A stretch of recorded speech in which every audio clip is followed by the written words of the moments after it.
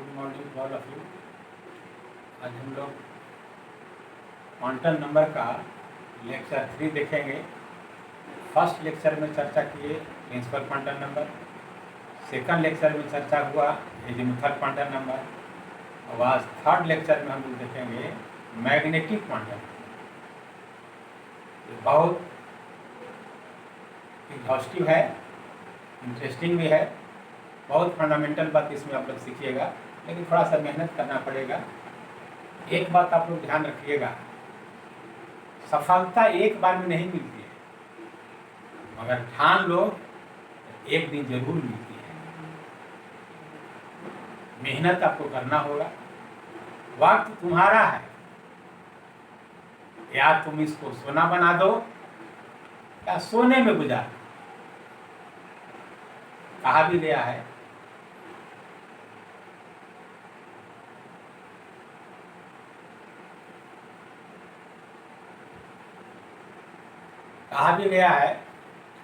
डुबकियां सिंधु में गोताखोर लगाता है, डुबकियां सिंधु में गोताखोर लगाता है, जा जाकर खाली हाथ लौट कर आता है, जा जाकर खाली हाथ लौट कर आता है।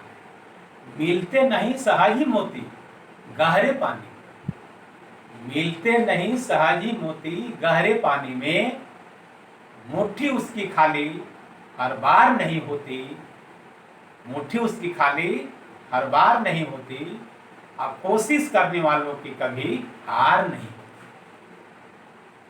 तो आज हम लोग देखेंगे magnetic quantum number. Magnetic quantum number जो है एजीमुथल क्वांटम नंबर पर डिपेंड करता है। तो इसके पहले बताए थे कि प्रिंसिपल क्वांटम नंबर सेल की जानकारी देता है, एजीमुथल क्वांटम नंबर सबसेल की जानकारी देता है, और मैग्नेटिक क्वांटम नंबर जो है ओरिएंटेशन ऑफ सबसेल बताता है। तो प्रिंसिपल बताया सेल, एजीमुथल बताया सबसेल, और मैग्नेटिक बताया ओरिएंटेशन ऑफ सबसेल, और ओरिएंटेशन ऑफ सबसेल पे हम लोग ऑर्बिटल का देते हैं। और इसका वैल्यू -l to +l रहता है इंक्लूडिंग 0, या +l to -l रहता है इंक्लूडिंग 0। कभी कभी इसमें डाउट भी है, कुछ लोग कहता है कि +l to -l इंक्लूडिंग 0, अब -l to +l including both are correct, हम क्लियर करेंगे क्यों दोनों सही है। तो अब इसको हम लोग देखते हैं कि क्या है, इसके बारे में देखेंगे क्या क्या बात इसमें है। अभी देखिए, अच्छा लगेगा, थोड़ा ध्यान दीजिएगा तो अच्छा लगेगा, अब अच्छा लगना भी चाहिए। तो देखिए magnetic quantum number, it indicates orientation of subshell. इसका पहला पॉइंट है it indicates orientation of subshell, indicates orientation of subshell का ओरिएंटेशन ऑफ सबसेल।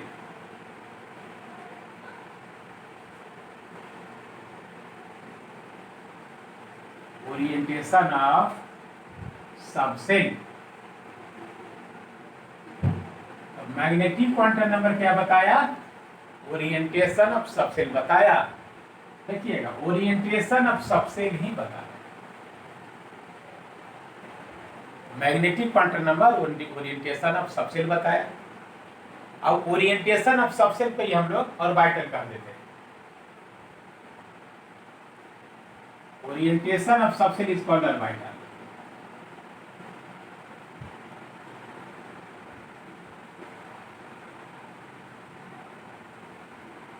तो बहुत सिंपल में है, ऐसे इसका कॉम्प्लेक्स भी है, शुरू से ही इसका नाम ऑर्बिटल है, लेकिन थोड़ा सा इसको सिंपल में बताएं, इसलिए सेल बता दिए, सबसेल बताइए और orbital. Orientation of subshell is called orbital. Subshell is called orbital, is called orbital.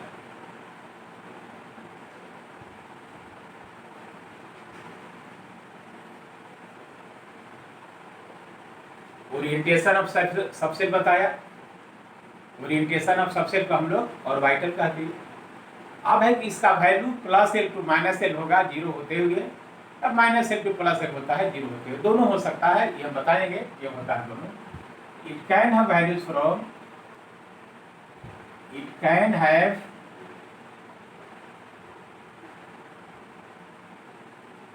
values from, it can have values from plus L to minus L,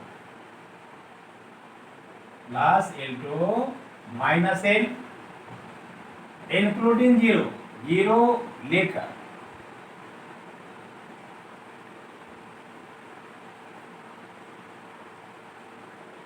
इसका वैल्यू होगा प्लस एल से चलेंगे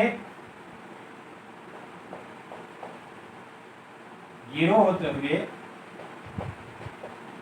minus L तक, plus L से minus L zero होते हुए, या ऐसे भी लिख सकते हैं माइनस एल चलेंगे जीरो तक जाएंगे फिर बढ़ते ही प्लस। इसका मतलब है कि मैग्नेटिक क्वांटम नंबर एक बात इसमें पूछता है कि एजीमुथल क्वांटम नंबर अगर एल है तो मैग्नेटिक क्वांटम नंबर कितना होगा, तो टोटल वैल्यू होगा 2n + 1। तो मैग्नेटिक क्वांटम नंबर का टोटल वैल्यू हुआ 2n + 1, इसलिए m का वैल्यू कितना होगा, अगर एजीमुथल क्वांटम नंबर एल है तो m टोटल कितना होगा 2n + 1। अब इसको थोड़ा सा एनालिसिस करते हैं कि इसका मतलब क्या हुआ।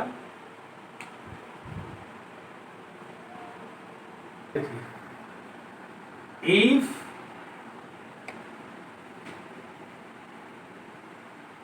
इसका वैल्यू तभी पता होगा जब एल पता होगा, मतलब हमको एल पर फोकस करना है, एल जानकारी हो जाएगा तो एम जानकारी हो जाएगा। इफ एल बराबर जीरो, एल बराबर जीरो तो एम हो गया plus zero, zero minus zero मतलब जीरो ही रहा, तो एम बराबर zero.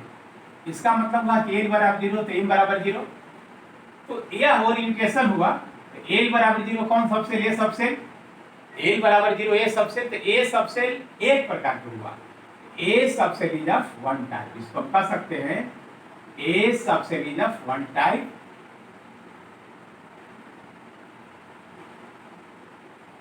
Is of one type.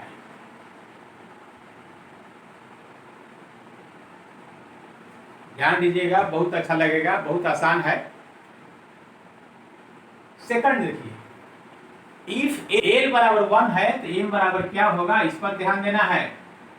If L बराबर 1, एम बराबर हो गया +1 से -1 जाएंगे जीरो होते हुए, एम बराबर हो जाएगा +1 0 -1, क्या इसी को लिखते हैं -1 0 +1।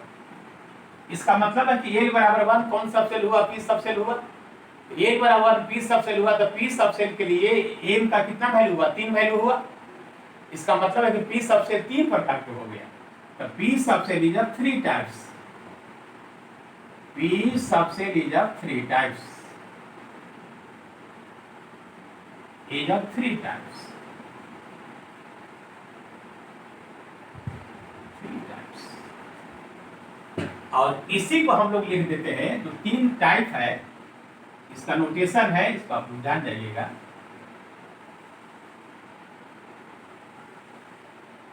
ये 3 प्रकार का हो गया, तो गया +1 0 -1। मैग्नेटिक क्वांटम नंबर का वैल्यू हो गया +1 0 -1। +1 को px लिखते हैं, 0 को pz लिखते हैं और -1 को py लिखते हैं। किताब हो गया, जब +1 से -1 गए हैं तब -1 से +1 जाइएगा तो चेंज कर जाएगा, py हो जाएगा, pz हो जाएगा, और 0 फिक्स है pz, लेकिन +1 -1 चेंज। इसका मतलब है कि p सबसेल हो गया 3 प्रकार का। तो 3 प्रकार कौन कौन है, इसका नाम है, तो p हमारा 3 प्रकार हो गया। एक का नाम है px ऑर्बिटल, दूसरा कहते हैं py ऑर्बिटल, कहते हैं pz ऑर्बिटल। तो p सबसे 3 प्रकार के कौन कौन हो गया, px py pz। और px ये भी डंबल है, py ये भी डंबल है, py ये भी डंबल है, तो पी एक्स क्या हो गया, डम्बेल है या भी, लेकिन एक्स एक्सिस पर। तो पी एक्स को हम लिख सकते हैं, एक्स एक्सिस बनाएंगे एक्स और वाई, तो डम्बेल ले लाऊंगे एक्स एक्सिस, यही पी एक्स हो गया। तो पी एक्स हुआ डम्बेल ले लाऊं एक्स एक्सिस। उसी प्रकार पी वाई क्या हो जाएगा, वाई एक्सिस। तो पी वाई हो जाएगा, वाई एक्सिस हम खींचेंगे, एक्स है, वाई है, जेड भी है, तो वाई एक्सिस पे इसको ले जाएंगे, ओरिएंटेशन है वाई एक्सिस पर चला गया। तो पी वाई हो गया, डम्बेल ले लाऊं वाई एक्सिस। अब पी जेड हम लोग देखेंगे, पी जेड डम्बेल ले लाऊं एक्स एक्सिस। अब पी वाई क्या हुआ, डम्बेल ले लाऊं वाई एक्सिस। अब पी जेड क्या होगा, डम्बेल ले लाऊं जेड एक्सिस।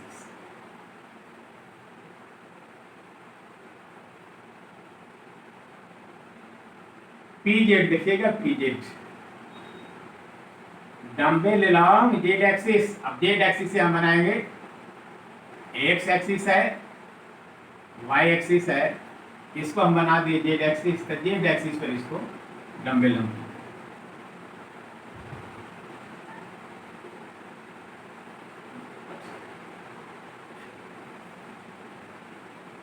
तो पी सबसे तीन प्रकार के, p x, p y, p Z.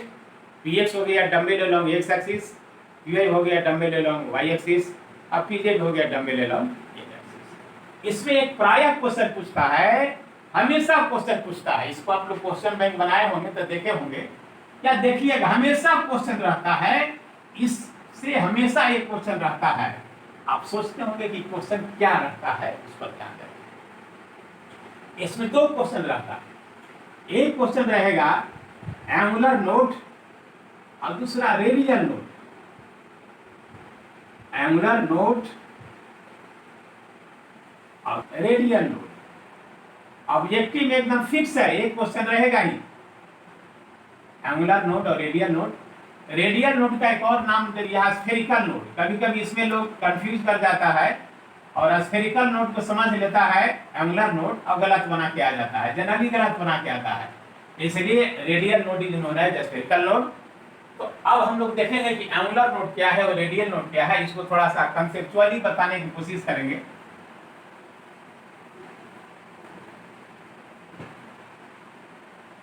तो यहाँ पर देखिए वन बाय वन हम लोग देखेंगे what is angular note and what is radial note. इस पर थोड़ा सा देखिएगा, क्वेश्चन इससे रहता है, एकदम रहेगा, नो डाउट, इस पर कोई दो मत नहीं है कि इसे क्वेश्चन नहीं रहेगा। तो पहले एंगुलर नोट, एंगुलर नोट को हम लोग नोडल प्लेन भी कहते हैं,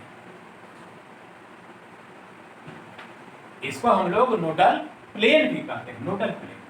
तो अब सवाल है कि नोडल प्लेन क्या है, कहेगा पी एक्स में नोडल प्लेन बताइए, एस में नोडल प्लेन बताइए, पी में नोडल प्लेन बताइए, डी में नोडल प्लेन बताइए। तो नोडल प्लेन क्या है, नोड का मतलब वह इलेक्ट्रॉन का डेंसिटी जहां पर जीरो है, तो वह प्लेन जिसमें इलेक्ट्रॉन का डेंसिटी जीरो है उसी को नोडल प्लेन कहते हैं। Plane electron density is called nodal plane, वह प्लेन जिसमें इलेक्ट्रॉन नहीं है उसको हम लोग नोडल प्लेन कहते हैं। जैसे हम देखते हैं 1s, 1s में कहेगा कि एंगुलर नोट क्या होगा, या एस में कहेगा कि एंगुलर नोट क्या होगा। तो एस का शेप क्या होता है, स्फेरिकल होता है, स्फेरिकल हम खींचेंगे। न्यूक्लियस है, इसका मतलब है न्यूक्लियस से सर्टेन डिस्टेंस पर इस रीजन में इलेक्ट्रॉन के पाए जाने की प्रोबेबिलिटी है। यहां पर जो है इलेक्ट्रॉन, वो साहब ने कहा था कि इलेक्ट्रॉन किसी ऑर्बिट में घूमता है वो तभी संभव है जब वो पार्टिकल है, पार्टिकल है तो वह फिक्स्ड ऑर्बिट में घूमेगा। लेकिन बाद में डिब्राय साहब ने, डिब्राउली साहब ने कहा कि नहीं, इलेक्ट्रॉन वेव भी है, पार्टिकल भी है। इसका मतलब है कि इलेक्ट्रॉन मैटर वेव है, इसीलिए उसका हम लोग फिक्स्ड ऑर्बिट नहीं बताते हैं, इसलिए ऑर्बिटल बताए। ऑर्बिटल वहीं से आया है। तो ऑर्बिटल क्या है कि इलेक्ट्रॉन के पाए जाने की प्रोबेबिलिटी है, यहाँ पर सर्टेनिटी नहीं है, प्रोबेबिलिटी हमको रहता है। जैसे मान लिया जाए कि इसको ऐसे समझिए, यह आसमान में बादल है, तो बादल है तो यह है कि it may be rain but it may not certain. बारिश हो सकता है लेकिन होगा ही कोई जरूरी नहीं है। इसीलिए इसको हम कह सकते हैं इट इज प्रोबेबिलिटी टू, ये प्रोबेबिलिटी है कि वर्षा होगा, इसकी प्रोबेबिलिटी है। कोई प्लेयर है अच्छा खेलता है तो हम कह सकते हैं कि वह अच्छा खेलता है, तो इट कैन सर्टेन या it can win the race, certainty ऐसा हम लोग नहीं कर सकते, it may win the race. इसीलिए सर्टेनिटी शब्द हट गया, लेकिन हम ये कह सकते हैं कि अगर अच्छा खेल रहा है तो उसका की प्रोबेबिलिटी हाई है, प्रोबेबिलिटी टू विन हाई। उसी प्रकार कोई अच्छा स्टूडेंट है, तो अच्छा स्टूडेंट है तो ये हम कह सकते हैं कि it qualified the entrance test, it certain, it may not certain, लेकिन सर्टेन नहीं हो सकता, इसलिए कह सकते हैं कि क्वालिफाई करने का प्रोबेबिलिटी उसका हाई है, तो certainty is replaced by probability, यही यहाँ पर आता है। इस रीजन में इलेक्ट्रॉन की प्रोबेबिलिटी है, मतलब इसमें कहीं न कहीं इलेक्ट्रॉन हमको मिल जाएगा।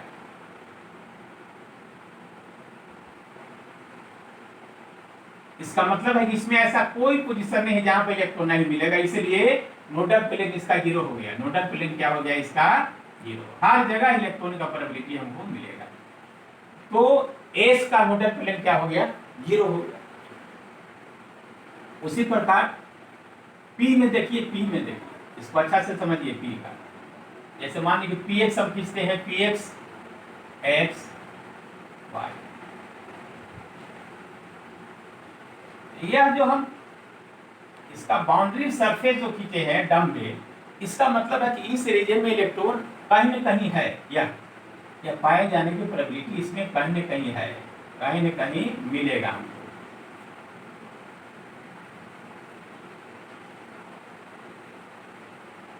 अब जितना एरिया बड़ा होगा इसमें हाई प्रोबेबिलिटी पाए जाने की, हाई प्रोबेबिलिटी है। अब यहाँ प्रोबेबिलिटी घटता जाएगा, यहाँ पर हाई प्रोबेबिलिटी है, यहाँ पर प्रोबेबिलिटी घटता जाएगा। इसका मतलब है कि इस रीजन में इलेक्ट्रॉन है। इसको मीनिंग क्लियर आप लोग समझ लीजिए। अब यहाँ पर देखिए तो हम कहेंगे कि एक्स वाई में इलेक्ट्रॉन का प्रोबेबिलिटी है, एक्स वाई में देखिए, एक्स वाई में इलेक्ट्रॉन है, एक्स वाई में यह है, मतलब इसमें इलेक्ट्रॉन है। एक्स डैश वाई में, एक्स डैश वाई में ध्यान दीजिएगा, एक्स डैश वाई में यह सरफेस है, मतलब इसमें भी इलेक्ट्रॉन की प्रोबेबिलिटी है। एक्स डैश वाई डैश में देखिए, एक्स डैश वाई डैश में देखिए तो है, देखिए है, इसमें भी प्रोबेबिलिटी है। अब वाई डैश एक्स में देखिए, वाई डैश एक्स में, वाई डैश एक्स में यह है, यहां भी प्रोबेबिलिटी है। अब सवाल है कि इलेक्ट्रॉन, अच्छा एक्स एक्स डैश पर देखिए, एक्स एक्स डैश पर यह है, यहां भी प्रोबेबिलिटी है। तो इलेक्ट्रॉन कहां नहीं है इस पर ध्यान देना है। तो देखिए तो वाई वाई डैश में इलेक्ट्रॉन कहीं नहीं मिलेगा, वाई वाई डैश में इलेक्ट्रॉन कहीं नहीं मिलेगा क्योंकि इसमें लोग नहीं आया, इसलिए वाई वाई डैश में इलेक्ट्रॉन का प्रोबेबिलिटी 0 हमको मिल गया, एक चीज को मिला। उसी प्रकार जेड जे डैश में हम लोग देखते हैं कि इलेक्ट्रॉन है कि नहीं। देखिएगा जेड जे डैश पर ध्यान देना है, जेड जे डैश एक्सिस पर देखिए, इसमें लोग नहीं है, इसलिए जेड जे डैश में भी इलेक्ट्रॉन, यहां पर वाई वाई डैश में इलेक्ट्रॉन नहीं है तो यहां पर क्रॉस कर देंगे। अब जेड जे डैश में भी इलेक्ट्रॉन है नहीं है तो क्रॉस कर देंगे। इसका मतलब है कि इलेक्ट्रॉन कहां नहीं है, एक्स एक्सिस पर है, वाई एक्सिस पर नहीं है, जेड एक्सिस पर नहीं है, तो वाई जेड मिला के एक प्लेन बना देंगे तो वाई जेड प्लेन में इलेक्ट्रॉन नहीं मिलेगा। ध्यान दीजिएगा, वाई जेड प्लेन में इलेक्ट्रॉन नहीं मिलेगा। अब यही इसका नोडल प्लेन हो गया। इसका मतलब है कि पी वाई पी एक्स का नोडल प्लेन एक निकला, नोडल प्लेन एक निकला, प्लेन का नाम हो गया y z plane, y z plane. अब इसको सिंपल भाषा में भी कहते हैं, ये तो कंसेप्ट से बता दिया, सिंपल भाषा में अगर पी एक्स है, ध्यान दीजिए पी एक्स है, पी में नोडल प्लेन एक मिलेगा, तो पी में नोडल प्लेन एक है, वह कौन होगा, एक्स है तो एक्स हटा दीजिए, बच क्या गया वाई जेड, तो नोडल प्लेन हो जाएगा वाई जेड। यह वेरी सिंपल। उसी प्रकार पी वाई में अब आप लोग सोच लिए होंगे कि नोडल प्लेन तो एक होगा ही, पी वाई में नोडल प्लेन एक होगा और वाई को हटा देंगे तो एक्स जेड बच जाएगा, तो एक्स जेड हमारा नोडल प्लेन हो गया। उसी प्रकार पी जेड में देखिए नोडल प्लेन एक है, अब जेड हटा देंगे तो वाई जेड हो गया नोडल प्लेन। इसका मतलब है कि अगर पी है, पी सबसेल है तो उसमें नोडल प्लेन एक रहेगा। उसी प्रकार डी में भी रहेगा, डी केवल आप लोग जान जाएंगे, डी में भी रहेगा यानी इतना के पास। तो एस में नोडल प्लेन 0 हो गया, पी में नोडल प्लेन 1 हो गया, पी एक्स में नोडल प्लेन 1 हो गया, पी वाई में नोडल प्लेन 1 हो गया, पी एच में नोडल प्लेन 1 हो गया। अब आगे बढ़ते हैं।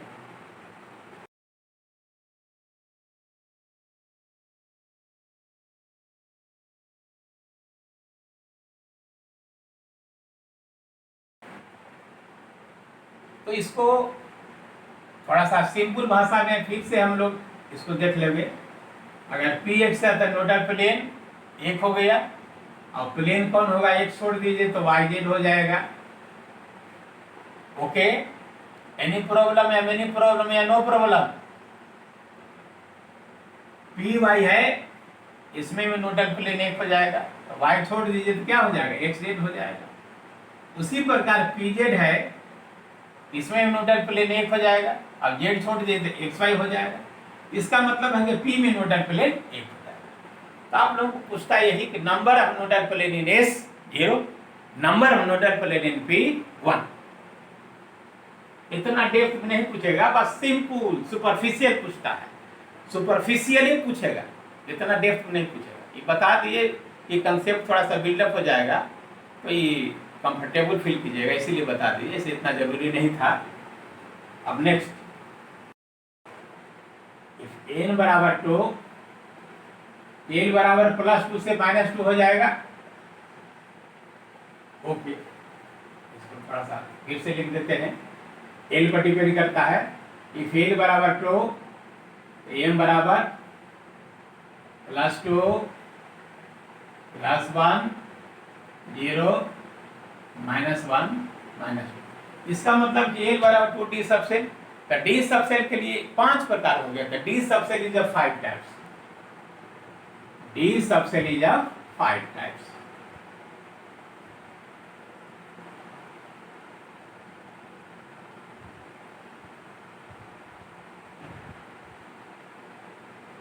Five types.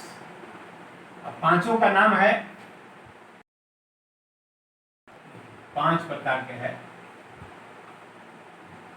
पहला का नाम है dxy, हालांकि आप लोग का नाम जानते हैं तो ठीक है, नहीं भी जानिएगा तो ठीक है रहेगा।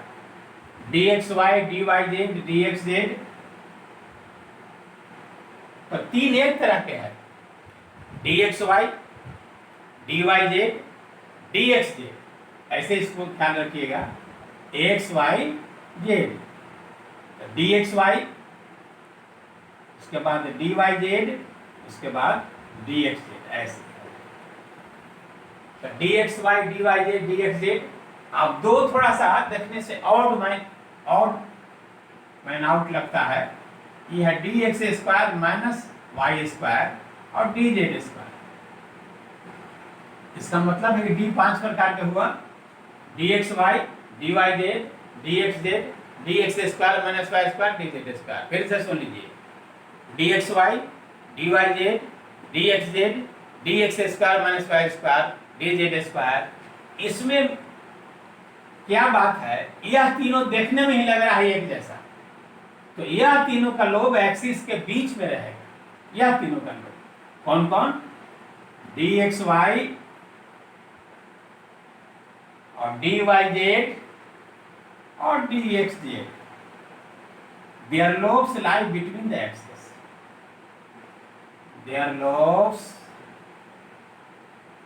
lie between the axes, axis के बीच में रहेगा, 45 पर आता है। उसी प्रकार दो जो हमारा है dx square minus Y square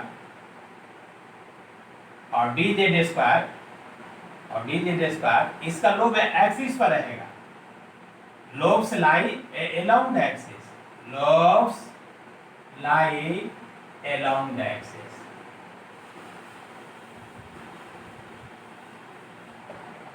आप लोगों का नोट हल्का सा थोड़ा सा बता दिए कि हेल्प करेगा। उसी प्रकार यहां भी है नोडल प्लेन, जैसे dxy है, dxy मतलब xy प्लेन है, dyz मतलब yz प्लेन है, और dxz मतलब xz प्लेन में है। तो dxy का मतलब हुआ कि xy प्लेन एक्सिस के बीच में रहेगा, ऐसे रहेगा। ये देखने में अद्भुत लगता है, इसका मीनिंग है ऐसे रहेगा, या dxy dyz yz प्लेन रहेगा, एक्सिस के बीच में रहेगा।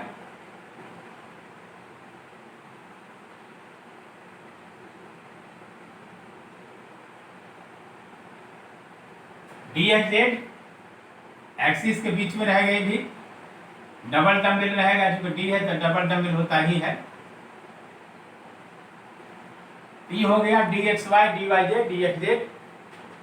xy प्लेन में है तो इसका नाम हो जाएगा dxy, double dumbbell xy plane में तो dxy, double dumbbell yz plane में है तो dyz, इसका नाम लिखना है। अब xz प्लेन में है तो dxz। अब दो और आ गया, dx square minus Y square और dz स्क्वायर। ये थोड़ा सा हल्का सा नोशन है, लेकिन हम बता देते हैं, इतना जरूरी था नहीं, बता दिए, हेल्प मिलेगा आपको। dx square by minus square जो है, इसका लोब एक्सिस पर रहेगा, यह ऐसे रहेगा, ध्यान दीजिएगा, ऐसे एक्सिस पर है। देखिए their lobes lie along the axis, और चूंकि एक्स वाई है तो इसका नाम हो गया dx square minus Y square. और dz स्क्वायर थोड़ा सा डिफरेंट है, तो कभी कभी पूछता है कि डी में वह कौन ऑर्बिटल है जो डिफरेंट है, dz स्क्वायर। तो dz स्क्वायर में क्या रहता है कि एक डंबल जो है जेड एक्सिस पर आता है, ध्यान दीजिएगा, एक डंबल जेड एक्सिस पर आता है, या जेड एक्सिस पर है, ठीक, जेड एक्सिस पर है, और एक लोब रहता है, एक लोब रहता है, लोब लोब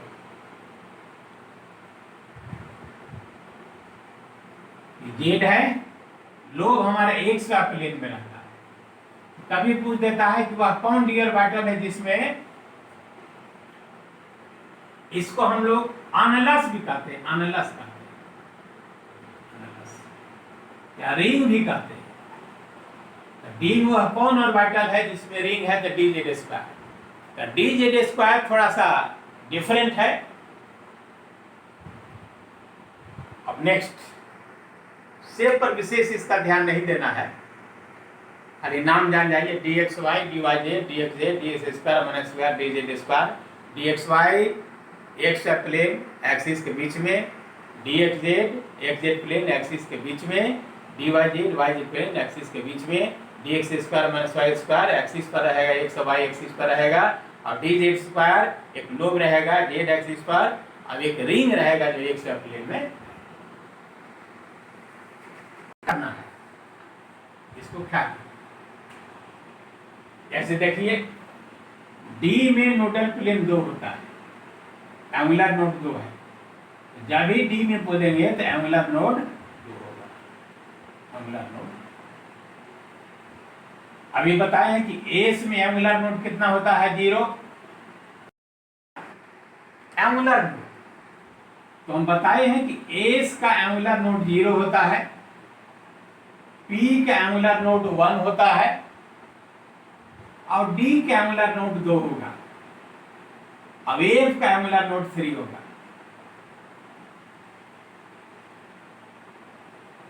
इसमें एक चीज सिमिलरिटी आप लोग देख रहे हैं। तो अब यहां पर क्या हुआ, अब इसको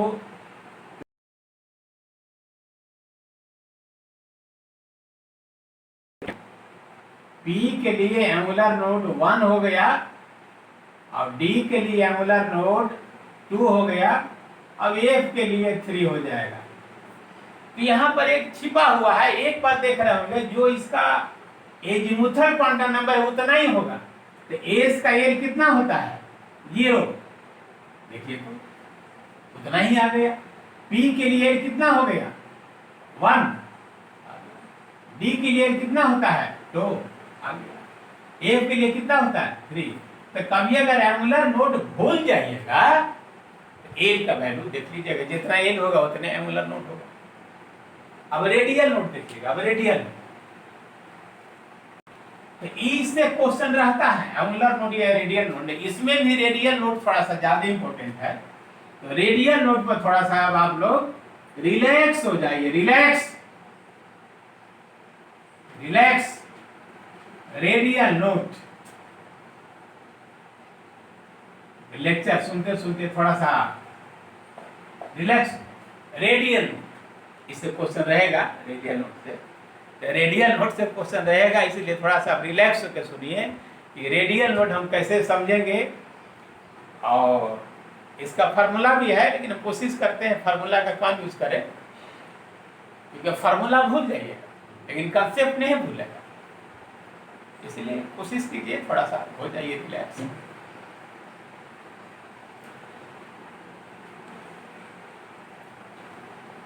यहां पर देखिए रेडियल नोट, रेडियल नोट क्या है? जैसे 1s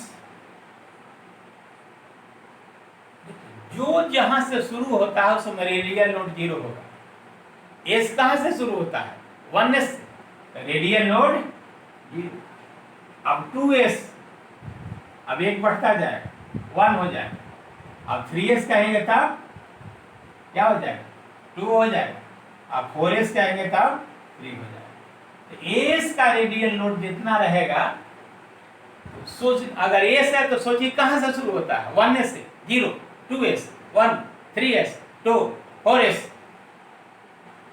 इस उसी प्रकार 2p का देखिए, तो 2p का radial node, radial node 2p का, तो p कहां से शुरू होता है? 2p जहां से शुरू होगा 0 होगा। तो 2p का कितना होगा? 0।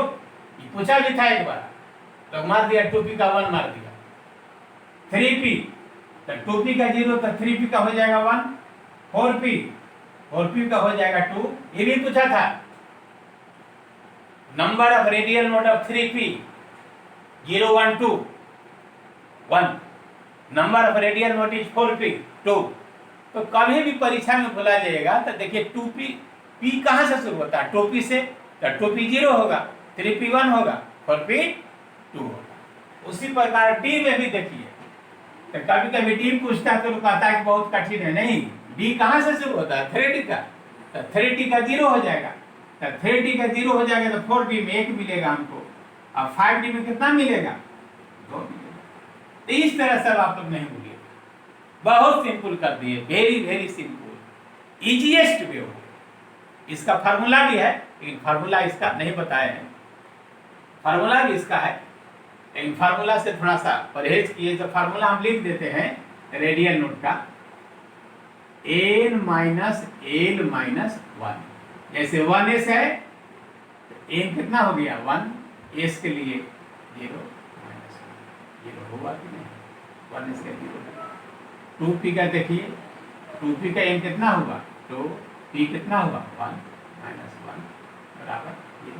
फार्मूला से ही बन जाएगा, लेकिन फार्मूला से अच्छा यही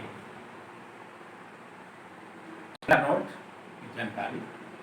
अब एक इसमें है स्पिन क्वांटम नंबर, बहुत छोटा है, लेकिन मेन है एजीमुथल और मैग्नेटिक मेन है। अब स्पिन क्वांटम नंबर हल्का से उसको चर्चा कर देते हैं।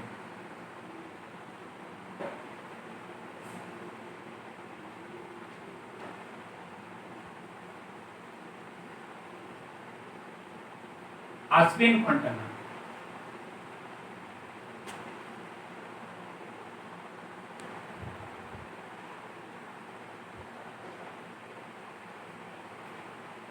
इसको एम से लिखते हैं। इसमें क्या है इलेक्ट्रॉन न्यूक्लियस के चारों ओर घूमता है। स्टर्न गार्लक साहब ने प्रूफ किया कि इलेक्ट्रॉन न्यूक्लियस के चारों ओर घूमता है, लेकिन अपना एक्सिस पर भी घूमता है। जैसे अर्थ सन के चारों ओर घूमता है, अपना एक्सिस पर भी घूमता है। तो लाइक अर्थ, जो अर्थ का सिचुएशन वही इलेक्ट्रॉन का सिचुएशन है। तो स्टर्न गार्लक साहब ने प्रूफ किया कि इलेक्ट्रॉन अपना एक्सिस पर स्पिन करता है, और उसी से यहाँ पर स्पिन क्वांटम नंबर आया है। तो एक लाइन यहाँ पर खाली लिख देंगे, स्टर्न गार्लक experiment reveals that electron spins about its own axis. Stern गार्लक ने प्रूव किया कि इलेक्ट्रॉन अपना स्पिन करता है एक्सिस पर भी। न्यूक्लियस के चारों ओर तो घूमता ही है, लेकिन अपना एक्सिस पर भी स्पिन करता है। तो स्टर्न गार्लक एक्सपेरिमेंट रिवील्स दैट, स्टर्न गार्लक experiment reveals that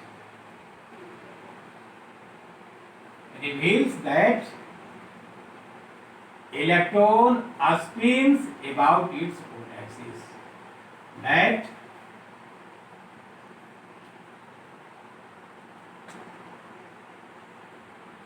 electron spins about its own axis. About its own axis.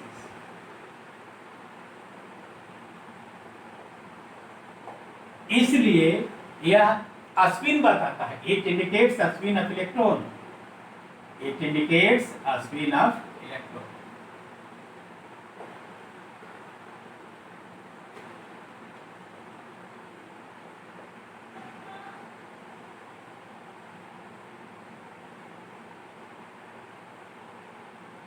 अगर स्पिन करेगा तो वहां पर स्पिन एंगुलर मोमेंटम आएगा, और स्पिन एंगुलर मोमेंटम आएगा तो चाहे तो क्लॉकवाइज स्पिन करेगा या एंटी क्लॉकवाइज करेगा spin.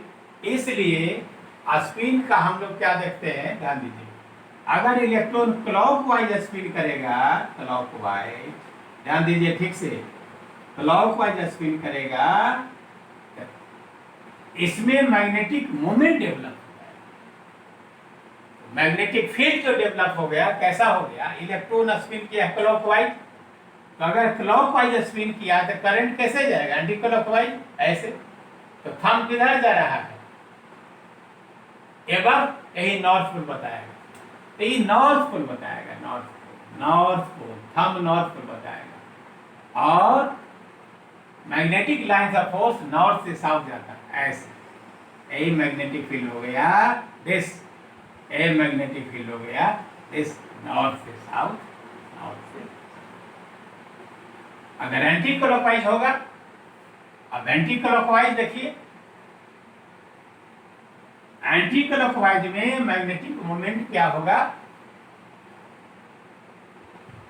Anti clockwise. Electron anti clockwise जाएगा, ऐसे जाएगा, देखिए एंटी क्लॉकवाइज जा रहा है। अब यहां पर मैग्नेट यह होगा, वो भी चार्ज पार्टिकल अगर रोटेट करता है तो इट बिहेव्स लाइक मैग्नेट। तब इसका मैग्नेटिक फील्ड देखिए एंटी क्लॉकवाइज है, इलेक्ट्रॉन एंटी क्लॉकवाइज है तो करंट क्लॉकवाइज होगा। तो क्लॉकवाइज जब हम करेंगे तो थंब जा रहा है डाउनवर्ड, तो नॉर्थ पोल हो जाएगा downward. Lines of force north से साउथ, नॉर्थ से साउथ, नॉर्थ से या। इसी को क्या सिंपल भाषा में कहता है कि अगर क्लॉकवाइज है, क्लॉकवाइज इलेक्ट्रॉन रोटेट कर रहा है, सिंपल भाषा में कहता है क्लॉकवाइज रोटेट कर रहा है, क्लॉकवाइज, इसको अपवर्ड एरो लिखते हैं, इसको प्लस ऑफ लिखते हैं। एक्चुअली में प्लस ऑफ है नहीं, एक्चुअली में प्लस ऑफ h/2π रहता है। h/2π को हम मान लेते हैं यूनिट, h/2π को यूनिट मान लेते हैं, इसलिए प्लस ऑफ लिखा। अगर एंटी क्लॉकवाइज घूमेगा, एंटी क्लॉकवाइज, तो एंटी क्लॉकवाइज को डाउनवर्ड लिखते हैं, डाउनवर्ड, इसको माइनस ऑफ लिखते हैं। चलिए माइनस h/2π है, और h/2π को हम यूनिट लिखते हैं, इसलिए माइनस ऑफ लिखता है। इसलिए प्रत्येक मैग्नेटिक क्वांटम नंबर के लिए 2 स्पिन क्वांटम नंबर होगा। इसका मेन पॉइंट यही है। For each value of m there will be 2 values of s। m बराबर 0, s बराबर प्लस और माइनस हाफ, m बराबर 1, s बराबर प्लस और माइनस हाफ। तो for each value of m there will be 2 values of s। यही इसका main हमारा पॉइंट निकला, जो आगे हेल्प करेगा। For each value of m there will be 2 values of s। each value of m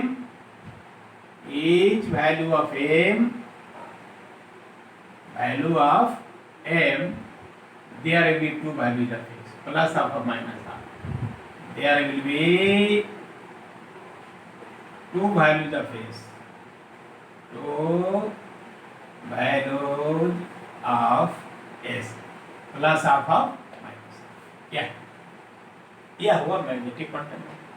तो quantum number के क्या हुआ? प्रिंसिपल क्वांटम नंबर सेल बताया, एजीमुथल क्वांटम नंबर सबसेल बताया, मैग्नेटिक क्वांटम नंबर ऑर्बिटल बताया, spin quantum number spin of electron बताया। Azimuthal quantum number value 0 to n-1, magnetic quantum number plus l से minus l including 0, और spin quantum number अगर clockwise है तो plus half h/2 pi, anticlockwise है तो minus half h/2। तो this is the information provided to you. There are so many information provided to you. Maximum information provide किया गया। If you feel any problem, you may ask the question. If you have any problem, you may ask the question. इसलिए कोशिश किया गया कम समय में बताने का क्वांटम नंबर का, जो क्वांटम नंबर बहुत बड़ा टॉपिक है। तो इससे आपका 100% क्वेश्चन इससे बन जाए। अगर इस वीडियो को थॉरो देखिएगा तो 100% क्वेश्चन बन जाएगा। इसमें एकदम गारंटी है। लेकिन हाँ, इसको पूरा वीडियो देखिए, प्रिंसिपल क्वांटम नंबर का वीडियो देखिए, अलग वीडियो दिए हैं, एजीमुथल क्वांटम नंबर का अलग वीडियो दिए हैं, और मैग्नेटिक का बहुत एग्जॉस्टिव वीडियो दिए हैं, और स्पिन क्वांटम नंबर का। इसी के हेल्प से अगर इतना क्लियर है तो हम लोग पॉलीज एक्सक्लूजन प्रिंसिपल पढ़ेंगे, जिसमें क्वांटम नंबर का यूज है। अब नेक्स्ट वीडियो का कीजिए इंतजार कि पॉलीज एक्सक्लूजन प्रिंसिपल कब आ रहा है, वो बहुत जल्दी आने वाला है। तो नेक्स्ट वीडियो करेंगे release Pauli's exclusion principle. Thanks.